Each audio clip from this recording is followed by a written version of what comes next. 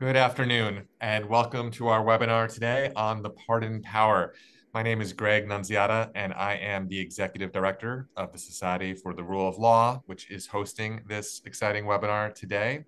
If you're not familiar with us, the Society is a group of primarily conservative and libertarian lawyers and others who prioritize the defense of the Constitution and the rule of law and deeper principles of that kind above shorter term partisan and policy goals. So we really try to spend our time and our energies dedicated to those fundamental precepts of American life, and excited to do that today on the pardon power.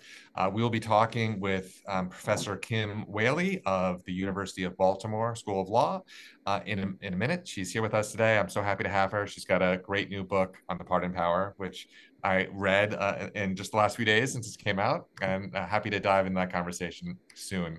A few quick things about the society and what we have going on before we start talking with Kim. I want to remind everyone that the Society is a membership organization. So if you value this programming, it's made possible by our members. And I hope you will, if you've not already joined, consider joining. If you have already joined, please let your friends know about us.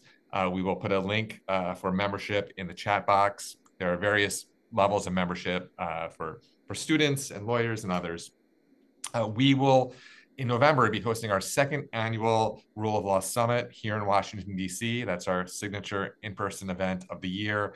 It was just announced this week, and more details will be coming, but we'll be having expanded programming from last year and ample opportunities to network and build the community that we're so lucky to share.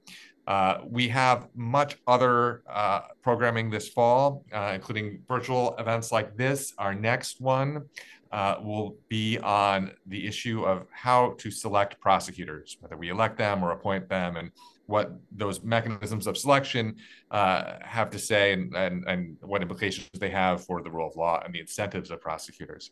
Several other events coming up on reforming Congress, on resisting authoritarianism, and even on how to raise our children to appreciate their obligations as citizens. That's all in the coming few weeks. Please follow us on Twitter, on YouTube, and LinkedIn for announcements on our programming. Kim's book, I mentioned before, it's this one here, The Pardon Power, How the Pardon System Works and Why. I encourage you all to pick it up. We have a link to the Amazon page for it right there in the chat. As we wrap up our conversation today, I am going to leave some time for Q&A. So please do submit your questions here in the chat, and we'll try to get to as many as we can. I know we have a pretty good audience here today, and a lot of people are excited to talk with Kim. So I'll really try to get as many questions to her as possible. This event is also recorded, so we'll have a YouTube file available for you to watch later and to share with others. Now, with all that as prologue, I'd like to welcome Kim Wehle. Hi, how are you? I'm great. So happy to be here, Greg. Thank you. Well, thank you. It's great to see you today. So this issue, maybe obviously, is really fundamental to our mission. The pardon power and the rule of law are kind of, I don't know if I should say two sides of the same coin, but very closely related historically and currently and going forward. We've actually, just this year, this is our second event on the pardon power. We had a webinar with 4 very different perspectives kind of across the political spectrum, and that's on our YouTube channel. I think we'll have the link in the chat too. It's called Perspectives on the Pardon Power. And one of our board members, Judge Ludwig, had a really great op-ed in the Washington Post. It's a few years old now, but particularly looking at whether a president can self-pardon. And we will drop a link to that in the chat as well. So, Kim, let's start. This is a book. Well, maybe before we get to this book, this is not your first book. And your books they have a theme or a style, and that is you have a series of books that are pitched to a lay audience. They're not simplistic at all. They're very rich, but they're not written exclusively for lawyers. And that speaks to me. I think a lot of what we try to do with the society is to bring these legal issues to the broader community, because the Constitution and the rule of law really are important to all of us. So first, tell me just how you came to this approach to as a law professor to writing sort of for an audience beyond the academy. Right. So just as you indicate, this is the 4th in a series. how to read the Constitution and why, what you need to know about voting and why, how to think like a lawyer and why, and now pardon power, how the pardon system works and why. And as you can see, the theme is the and why. They're not how-to books, they're why-to books. And this really started, I don't know, maybe 8 years ago when, frankly, ironically, I read was reading the Sunday Times over the summer, and there was a statement in an article saying the pardon power is absolute, and it's one of the parts of the Constitution that have no constraints.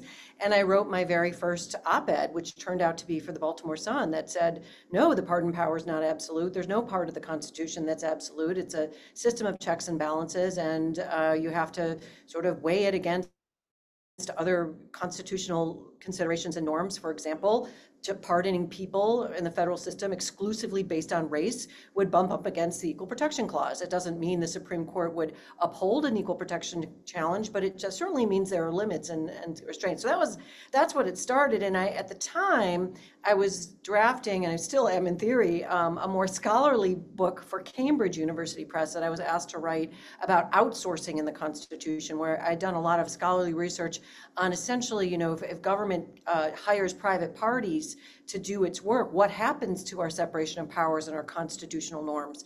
And then I started writing that and realized I was writing a different book. And that was the first Constitution book. And HarperCollins took that within 24 hours of submitting that proposal. I think understanding, as you indicate, that there really is a problem in the country around basic civic literacy. And that led to 123. And then actually, this is with a different publisher, Woodhull Press, that reached out and said, listen, we think in the next election, this could be an issue. Would you do an and why book on the pardon power? And, I think it was quite prescient because I think it's even more important now for a lot of reasons that we can talk about than it was when I sat down and, signed the contract to write it. Yeah, for sure. This is, it seems maybe obscure, but it's become more and more prominent in our politics and important conversations we're having. So I want to get to that, but I think it's probably interesting to step back and start talking about why pardons exist, because as you indicate in the book, it's a feature of almost every system, maybe every system in the world, and it's not obvious. If you started just to design a government and a criminal justice system from scratch, I don't think it's obvious that you would give the executive the power to forgive crimes in this way. So where does it come from? What's the sort of what are the roots of the notion of pardons as you go through in the book? Yeah, so as you indicate, I mean, I think the only country is China that doesn't have some version of it, and it dates back to the Code of Hammurabi, an ancient Babylonian text that preceded, of course, the birth of Jesus. And Jesus himself was executed because he was denied a pardon by Pontius Pilate under the Roman pardon system, in which it was the people that decided on pardons, and they chose instead to pardon a murderer named Barabbas. And then, of course, that changed the course of history, immeasurably. Then we go on to common law England. The monarch started executing the pardon power around 600. The year 600, 7th century, and that was in part because there was no criminal justice system. There wasn't a jury trial until the 13th century, so justice was meted out among private parties. And if you killed someone from a particular family, or you injured them, then the idea was the injury was against the family and they had a right of retribution. So it started these cycles of violence.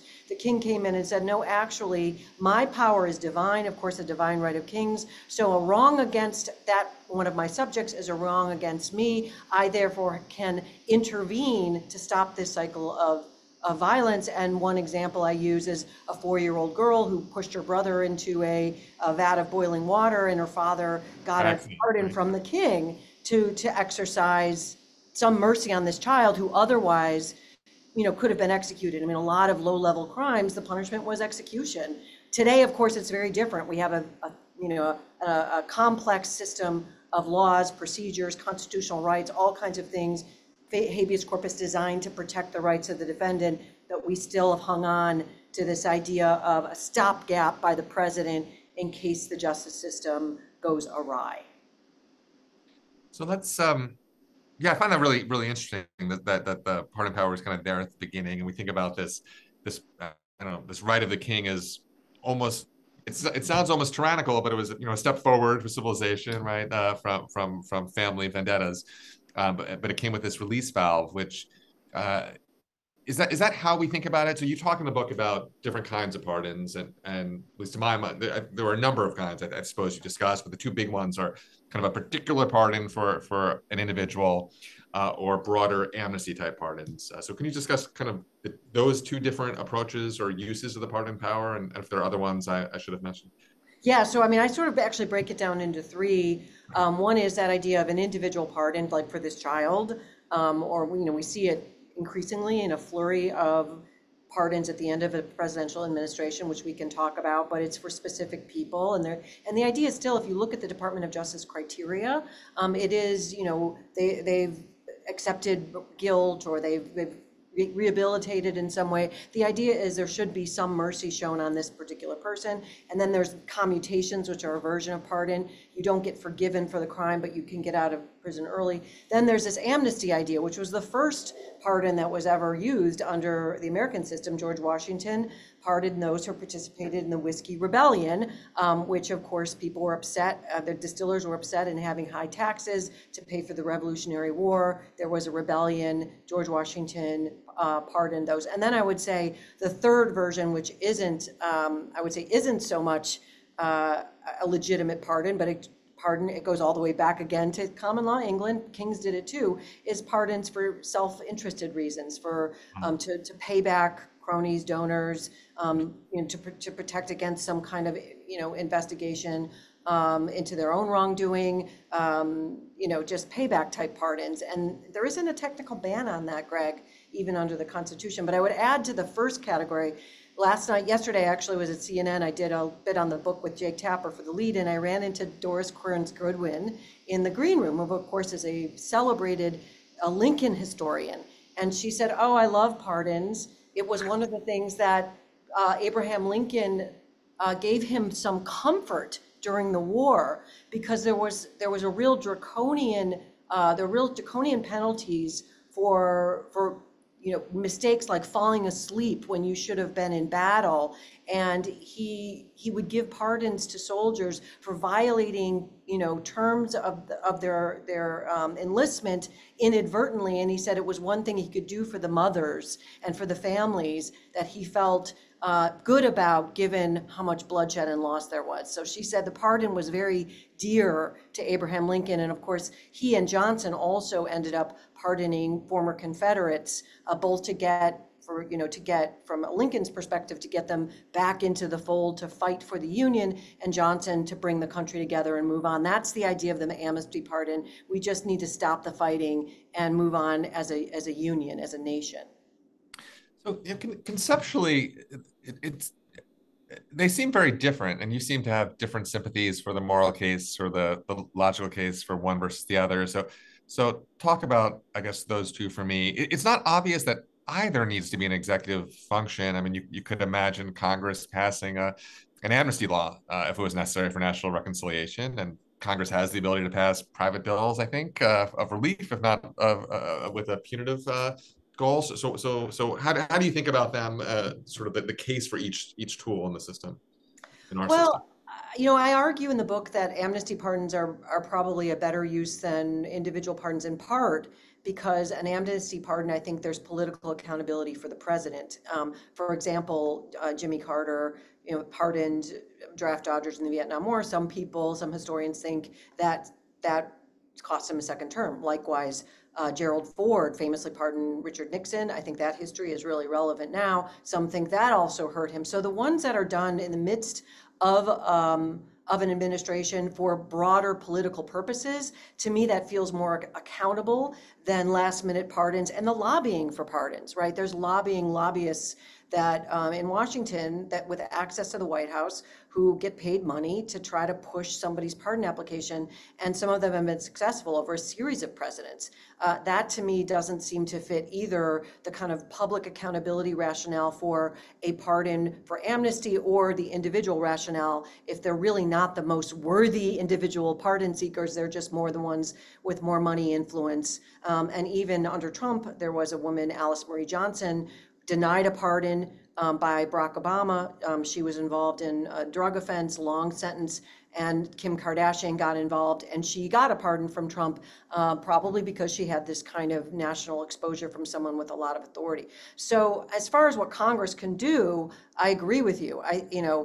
There was discussion at the Constitutional Convention, a proposal to have the Senate actually have to agree with pardons, and then after, I think, and that was rejected, but after the Nixon pardon, there was a proposal to require a Senate supermajority, or Senate supermajority could override a pardon, and you could have criteria for amnesty.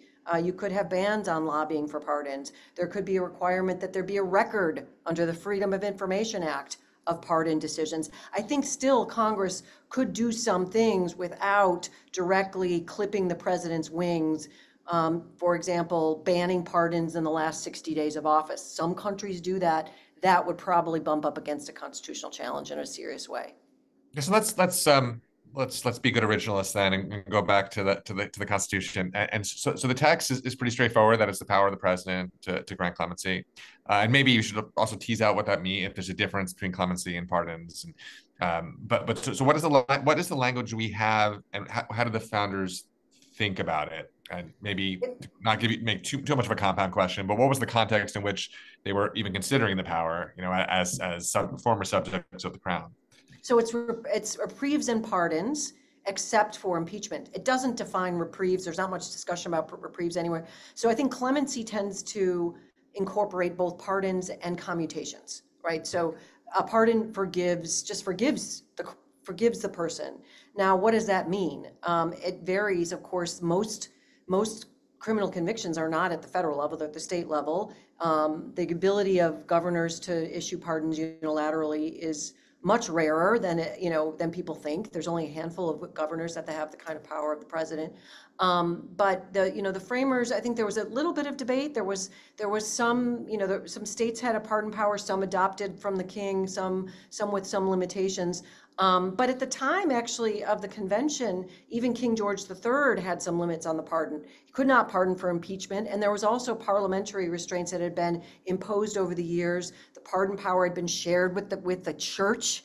So, I just think, even as an originalist, the idea that the president of the United States would have greater authority than even King George III did at the time of ratification doesn't make a lot of sense.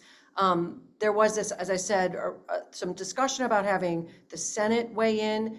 The framers were really worried about populism. They were worried about really a Congress being out of control.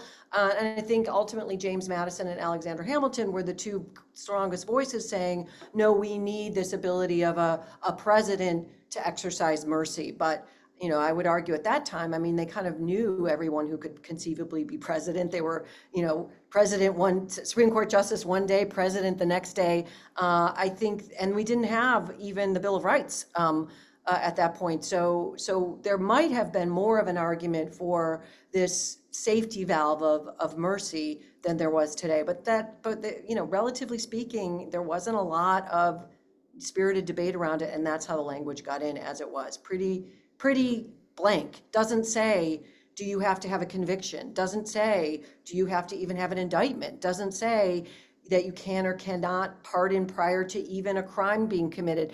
And the court actually, despite the mythology around it, has imposed some limits on that broad language. So I would argue the way the court has actually addressed the pardon power in the few cases that have come before it is not unlike other parts of the Constitution, where you look at the circumstances and law and facts of that particular case, and the court has drawn some boundaries, and I argue it very well could draw additional boundaries, despite, again, this knee-jerk reaction. Everyone just assumes, okay, presidents can do whatever they want. I just don't think that's borne out by history or by the law that's already developed under the pardon power.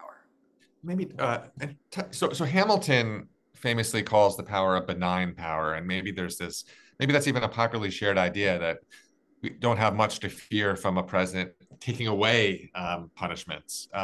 But I think you made clear that there are things to worry about. There's corrupting uses of the power. So maybe you've already touched on it some, but maybe you could just spell out a little bit.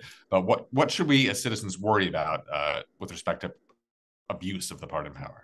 Well, even on the benign front, I think it's important to keep in mind there has not been federal parole since 1984. under the federal system. So there is no mechanism for people that get unnecessarily long sentences, or if a law changes and they are convicted and sentenced under a much more draconian version. There's not really a workable mechanism for exonerating evidence to may have an impact. The Supreme Court has held, and the name of the case escapes me right now, but even in the habeas context, the court has said exonerating evidence isn't a basis for habeas unless you've got some separate constitutional violation. Why? Because of the pardon power. And So this is a Rehnquist opinion, I think. I that remember. might, that sounds right. Yeah, But no, yeah. Enlightenment thinkers made this argument. I don't know if it was Kant or Montesquieu, kind of made this argument. Actually, the existence of the pardon power is a problem for mercy because it assumes that it's always there to exonerate or to make sure that the system is not that it is not operating in a way that's unfair or unjust. I argue in the book, if we got unfairness and unjust problems in the system, we should fix the system. And Congress could not so much hope that a president does it. So to your other question, what do we mean by corrupt pardons? Some say it, at least prominently started after Reagan with the Iran-Contra scandal and Judge H.W. Bush pardoning Casper Weinbergers and others. And some say, that shut down the investigation and that Bush himself, this is speculation, could have been implicated, but a pardon made sure that he was not. Then you have Bill Clinton pardoning Mark Rich, a financier who gave money to multiple Clinton interests. And there was a real question if that was a pay-to-play pardon. Listen, I'll pardon you if you can give me money for my interest down the line. Congress opened an investigation.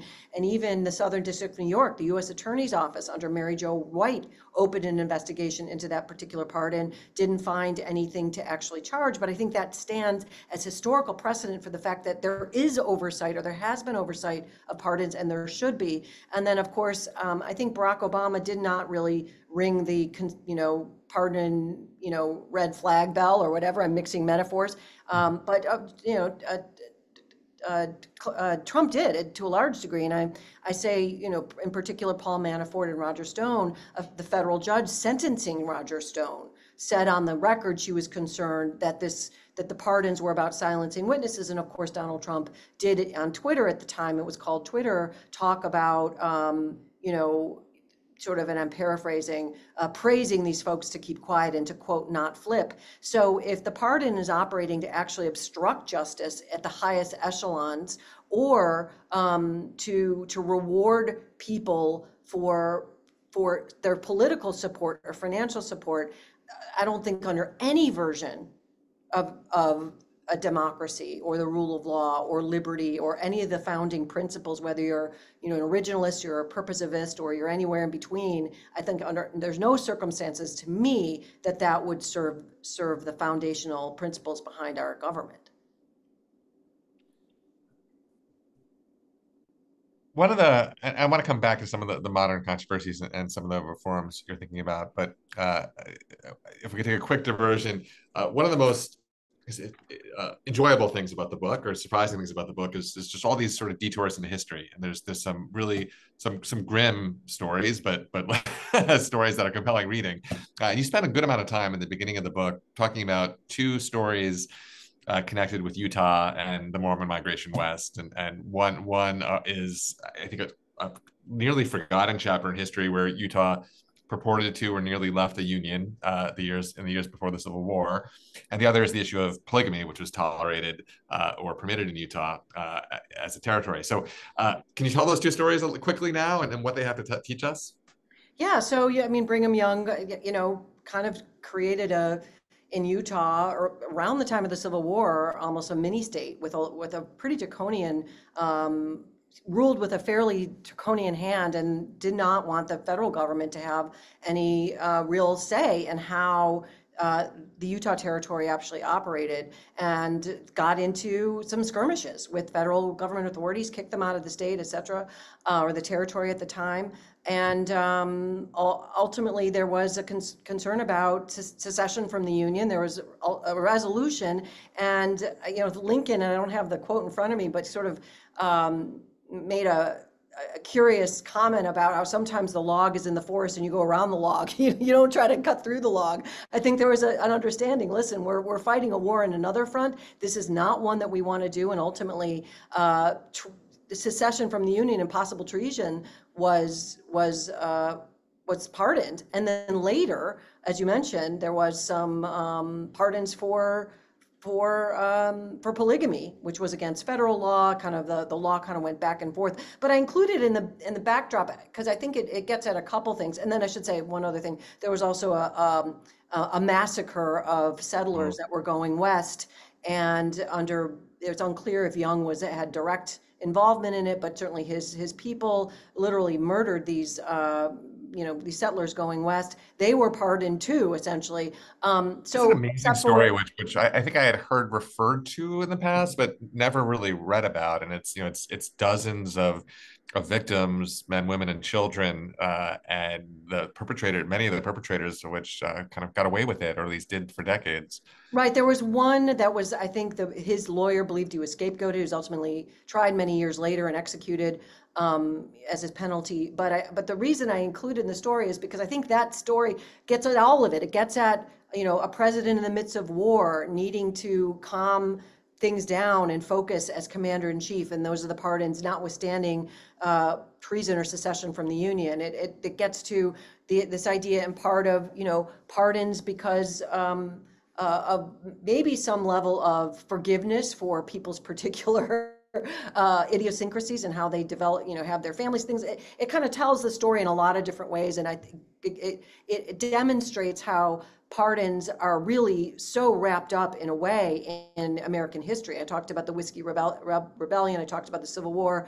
And then, of course, famously, it's 50-year anniversary of Gerald Ford. I'm going to University of Michigan on Friday to be on a panel with John Dean, who wrote the foreword to the book, and some others to talk about Ford's pardon of Nixon. And to the present day, we've been talking now for a while about the possibility of self-pardons, about pardons potentially for the January 6th insurrectionists. I think there could be a question of pardon for Donald Trump if Kamala Harris wins the White House. There could be a question about pardoning Hunter Biden, either by his dad or by Kamala Harris. The pardons they come up a lot. And to your point, I don't think they're well understood or even talked about. It's just, again, it's this thing people just assume, oh, of course, presidents can do whatever they want. And because it's such a powerful tool, I argue in the book that we just shouldn't have that assumption. We should have put it against other measures of accountability, like any other exercise of power. What do you think of the Ford pardon of Nixon? Well, I guess in two respects. One, and maybe this is more about the circles I travel in, that I think I've always gotten the sense that many Americans think that this was a noble thing he did that helped the country move forward. And it's never quite sat right with me. So I want kind of a meta view on whether this was good or bad systemically. And to a narrower question is it even a legitimate pardon to the extent it was somewhat speculative about crimes that may have been committed rather than post-indictment or with any kind of specificity on particular crimes? Yeah, no, great point. I mean, to answer the first question, as not a historian, I haven't thought a lot about it. I mean, some would say he should have been accountable, and had he been accountable, we wouldn't be in the tailspin in a way we are now around people hand-wringing, including myself, frankly, as to what are really the guardrails for the presidency moving forward, except hoping that whoever is in there has integrity, particularly given that the Supreme Court's just created criminal immunity for crimes committed using official power. So I don't know. I'm sure like John Dean and Jill Wine-Banks and people that are involved in that will have more to say about that when I do the panel on Friday. But I think there's a good case to be made for that not necessarily being the right decision, just as a matter of history. But to your point, as a matter of law, most of the pardon cases are around the Civil War. And it's dicta and rhetoric from those cases that have blown up into this idea, oh, pardon is unlimited. And the big series of cases came with Congress and Abraham Lincoln battling over pardoning former Confederates. Lincoln wanted them to get their property back that had been confiscated. Congress said, no, you can pardon them, but we're still going to keep their property, those SOBs. I'm, of course, paraphrasing. And the Supreme Court said, no, as between Congress and the president's pardon is supersedes it. But that's, it's really dicta where they said, oh, that, this strong power, this pardon, the president's pardon power. The court's never said that you don't need an indictment. I think and in some parts of the world, you do need an indictment. And I think the Ford pardon somehow, even though it wasn't the Supreme Court, it created, as a matter of historical precedent, this expansion of the pardon power, this assumption. No one really challenged that pardon. We've all lived with that pardon. It defined history. Nixon was never prosecuted. So it must be okay to just preemptively pardon actions, notwithstanding that there's actually hasn't been an investigation and an indictment. And that does create, I think, dangers today if we're worried about, as some of us are, a rogue president going into office and saying, whoever that is, whether it's in 1 year or it's in 20 years. I mean, this is all hypothetical, going in office and saying, oh, wow, I don't ever want to leave. So how am I going to stay? I can commit crimes with impunity now, so long as I don't use my personal pistol. I use, the military, my military apparatus, but they're not going to go along with my plan unless I pardon them. So I'm just going to preemptively pardon them once they commit the crime. Now, without Ford, we could say, well, that wouldn't be available to the president. They'd have to wait till there's an actual investigation and an indictment. And because of that, there would be, for these people that might otherwise follow an illegal or an unconstitutional order with the promise of the pardon, those people would say, I'm not going to do it. That they'll understand, or if they do it, they'll understand they're still liable, and there's no pardon that's going to help them. They still might have to be indicted and prosecuted. And the prospect of that alone can disincentivize bad behavior, whether there's a conviction or not. In the current state of affairs, we could imagine a president purporting to pardon his or her entire administration on the way out the door for anything. Or the first day in office, right? Yeah.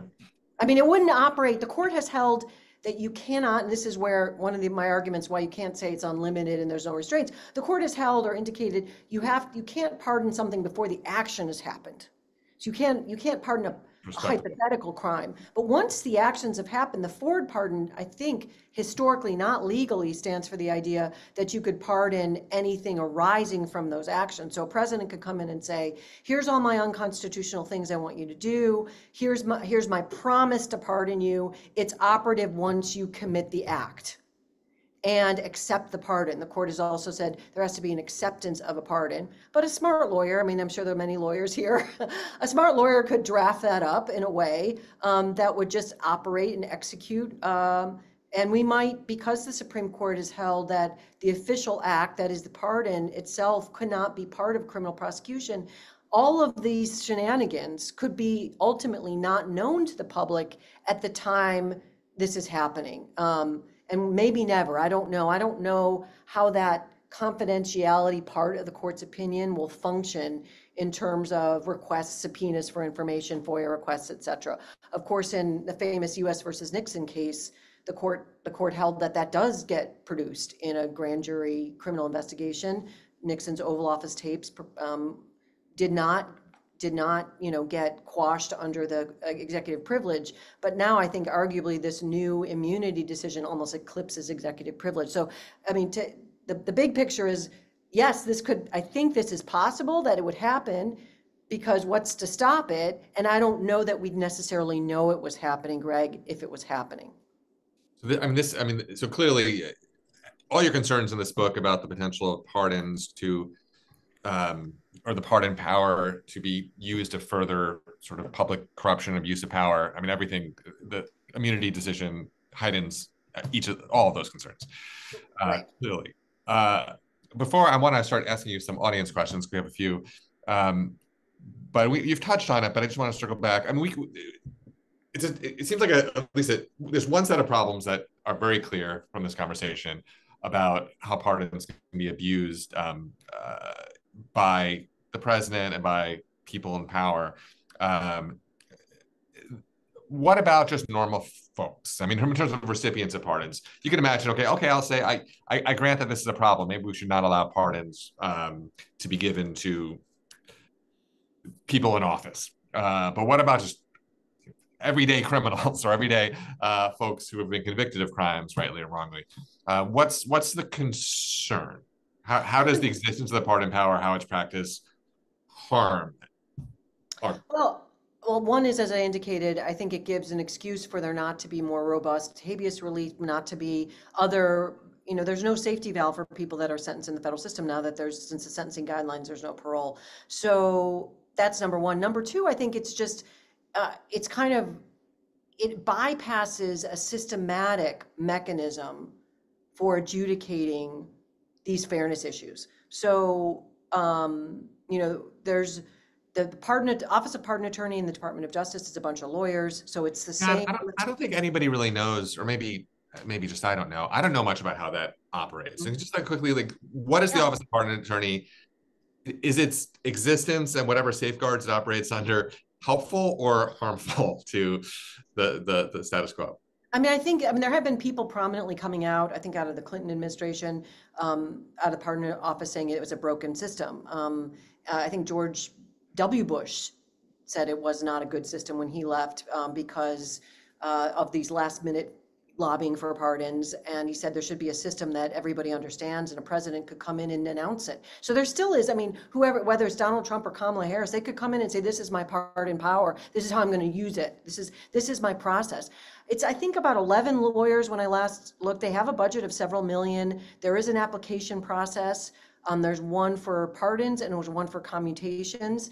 For pardons, for both actually, you're not even eligible until you've already served, and there's 5 years after the end of your sentence. So it's all optional for the president. So there's this whole system. I think Trump had 11,000 plus applications. He granted under 2%. 60% of those were in the very end of his office. So there's a big question whether it's even doing anything. Are these folks actually having any impact if the president can just ignore what they're doing? And then I would also just say, it seems like there's an arbitrariness to it. So, I think one ideal behind the rule of law is this idea, okay, we have a system of laws and a system of adjudicating laws, and everyone goes through the same wickets. Now, sure, juries can be used subjective points of view, so can judges. But the problem in theory with the pardon is it wipes out the Congress's work in passing the law, and it wipes out the other branch's work in actually adjudicating the law. So to answer you, what's the harm for every one person that wins the lottery of a pardon? And you're much more likely to get one if you've got political influence than to go through the DOJ process. There are hundreds, if not thousands, of people that might even be more worthy who don't get one. So I would say, there is possibility for corruption. There is also possibility for benevolence or fairness. Barack Obama in 2014 initiated a clemency initiative, where he did direct his DOJ to look at a category of drug offenses that if those people were charged at that point, that the law had changed, they would not have had the harsh sentences. And so he commuted, I think, well over 1,000 people that met certain criteria. They were prosecuted under the old law, and there was no violence, no gang membership, whatever it is, and ended up commuting a lot of sentences. There's also, we know there are people on death row who, with exonerating evidence, DNA evidence technology, would be demonstrated to be not guilty. I think a benevolent use or a mercy-based use by the president would be, okay, I'm going to direct some kind of money to just make sure there aren't those kind of false positives. We're not just taking liberty, we're taking life. Those people might not have time for Congress to get its act together and amend the criminal laws to fix them. So I think a president could use it in a positive way. It just doesn't happen that way, in part because, with the exception of Biden and Obama, ever since Reagan, including Bill Clinton, politicians have pushed in elections being tough on crime. But one last point, I know I'm going on, but it costs $8 billion of taxpayer money every year to keep people in prison. That's several $100s per taxpayer per year. I think there's a fiscal case to be made for not spending money on keeping people in prison or executing people that could be actually innocent. And right now, there's no mechanism for catching those people if a jury gets it wrong. This is a tough question, but one of our viewers is asking, are presidents constrained much by either shame or electoral consequences for their party. I mean, it seems to be those are maybe the checks that are assumed in the system. And you talked about a couple of instances where maybe there was some political cost, but I think it's fair to feel that culturally we give presidents wide permission to use and abuse this power and just kind of shrug our shoulders. And Absolutely. I mean, I think Bill Clinton, in one of the, it was either Washington Post or New York Times years later about the Mark Rich pardon, said he regretted it because it tarnished his reputation. But I mean, that's kind of after the fact. I think after, the end of the pardons relating to the Mueller investigation, I think really raised a lot of eyebrows because, it's potentially not just pardoning people that you're close to, but it's obstructing justice, arguably.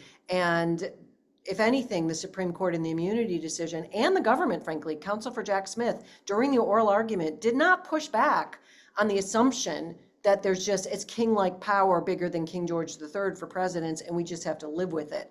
The Supreme Court seemed to endorse that in its immunity majority opinion.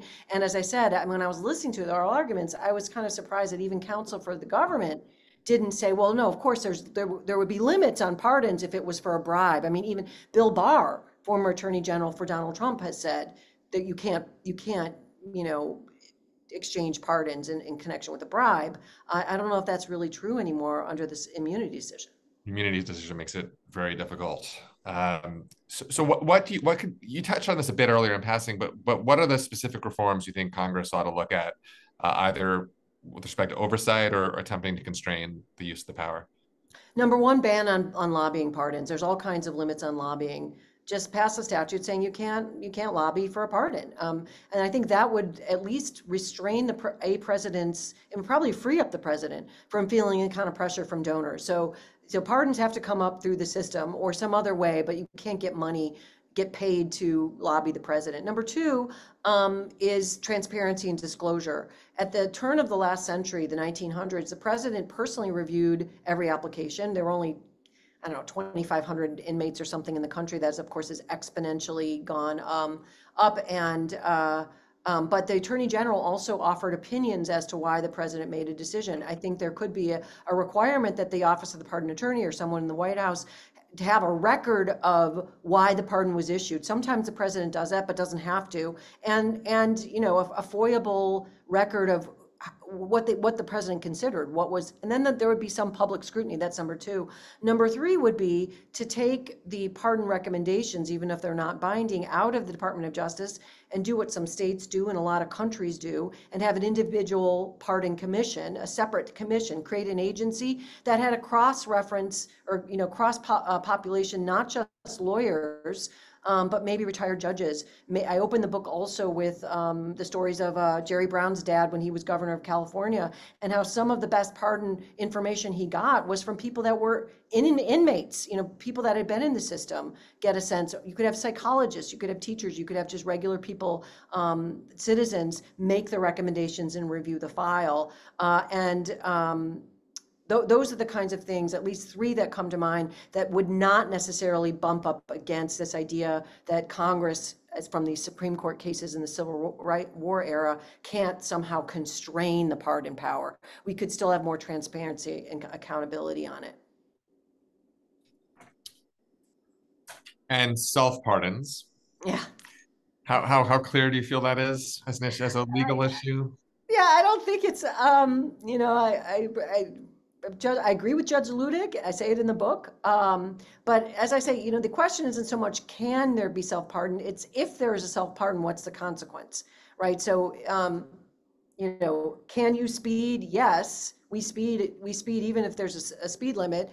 We slow down when there's a consequence, or otherwise we'll just keep blowing through the speed limit. And I think a self-pardon, it's hard to imagine who would have standing to challenge a self-pardon, to even get it to the courts. And, obviously there's no appeals of pardons. A president wouldn't challenge his own ability to self-pardon. I think the theoretical argument is that it undermines this common law concept of no one being a judge in their own case. It's not expressly in the Constitution, but it just is counterintuitive to the separation of powers itself. It would be taking over the role of the judiciary and aggrandizing the president's ability to be a judge in his or her own case. That, I would say, that was one argument. The other argument, which I think is a problem with the immunity decision, is Article 2's mandate that the president take care that the laws are faithfully executed. If they're pardoning themselves, they are not taking care that the laws are faithfully executed. Now, they could say, well, that's the case with any pardon, right? With any pardon, you're forgiving laws, but presumably a self-pardon would happen, in a more egregious way, right? So I am the law, and I'm the judge in my own case. That doesn't respect the law. It doesn't respect the role of the judiciary. It's also this idea of you need an offer and an acceptance, and it's a little bit odd to be offering and accepting something yourself, right? And what does acceptance need to look like? I mean, is there a process for accepting a pardon, or? Yeah, the one case where that came up, and forgive me, I don't remember the name. I think it was a Seventh Circuit case. It came up in the context of a person who did not raise a pardon in connection with a guilty plea, and then later wanted to raise the pardon. And the court said, no, you didn't raise it in front of the judge the first time. You can't just keep it in the back burner. So I think that would have to look like some kind of record. And the self-pardon, say in theory, I think everyone assumes that a former president did not pardon himself during the last administration, although he said he could. I'm not so convinced, he's a smart guy, that he didn't, just as an insurance policy. I think there could be an argument that until that is made public, the acceptance of it, a hidden pardon doesn't work either. But again, Greg, this vague language in the Constitution, Article 2, doesn't give us these guidelines. So a lot of it is how far is a president willing to go to push the boundaries, and how much will kind of the political system tolerate that. So far, it's been pretty far and pretty far. How much has an acceptance of some degree of responsibility or a statement of remorse been required or assumed to be part of a pardon power in the United Yeah, States? that's one of the criteria under the Justice Department guidelines, and surprisingly, innocence is not one of the criteria under the Justice Department guidelines. So I kind of think that's maybe a blind spot, because it seems to me, as I said before, innocence should be a basis for a pardon, which is antithetical to accepting responsibility. If you're not guilty, why would you accept responsibility? So there's again dicta floating around, I think in the Burdick case, that says acceptance, if you accept a pardon, that means you're guilty. I think that's a problem, because I do think there should be pardons for innocent people. And that you shouldn't be forced to admit guilt in order to get some kind of fairness and justice in the system if you were wrongly convicted. My last question for you. I'm sorry, I realize I've been having so much fun and we've been going a little long. Just would we be better off without the pardon entirely? If it obviously difficult to change the Constitution, but if we're up to you, would you blot it out? I don't think it's doing anything, Greg, really. I'm not seeing how it's creating, more fairness, the exercise of mercy in an unfair system. And I think if we didn't have it again, it's almost like, getting rid of Chevron, which is another webinar. The argument for getting rid of Chevron is, okay, if agencies can't do it, then you'll get Congress to step up. And I think likewise, we all can agree, hopefully, that there are problems in the criminal justice system. 13% of the population is African American. 50% of the exonerations for wrongful convictions done by judges are for people of color. That's weird, right? I mean, there are ways, but so long as we have, as the Supreme Court has said, this kind of magical fairy dust that's looming out there for the 2% of people that might get to the president's desk, it takes our eye off the ball. And again, the Enlightenment thinkers understood this. So I think the argument even for justice could be, if you don't have the pardon, you might actually put more focus on the system being fixed, then more people benefit from that kind of change. Well, thank you so much, Kim. This was really a great conversation. I had a lot of fun. I think it's a really important book it's a fun read and raises a lot of provocative issues. Again, Pardon Power by Kim Wehle. You can get it on Amazon. We have a link in the chat, or anywhere else you buy your books. Just 2 reminders or 3 reminders. We are a membership organization. Please do consider joining and tell a friend too. Our annual summit is November 13th here in Washington, D.C. You can register on our website. And our next webinar is on selecting prosecutors and the implications for the rule of law. And that'll be on Wednesday, September 25th at noon. Thank you so much, Kim Wehle. I appreciate it. And Uh, thank all Thank of you, you. Greg. What a great conversation. Such a pleasure and honor. And thanks for everyone for coming and listening. It's been great. Thank you. Bye, Bye. everyone.